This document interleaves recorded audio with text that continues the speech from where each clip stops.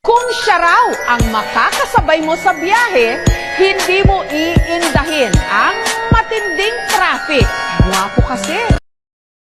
Mga nalamon na ng sistema dyan o mga fan ng K-drama, anong gagawin nyo kung isang araw makasakay nyo sa jeep ang ka-look-alike ni Song Joong Ki? Kilig! Pero walang kung ano-ano.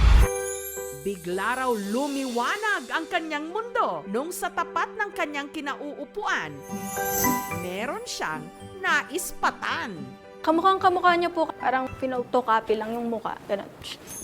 Ang lalaki kasi sa kanyang harap, chinito, mestizo, matangos ang ilong, carbon copy raw ng Korean superstar na kilala rin bilang si Big Boss ng hit Korean series na Descendants of the Sun. He's got the looks at hottie sa TikTok with over 1 million views. Sino siya? Baby, baby, baby!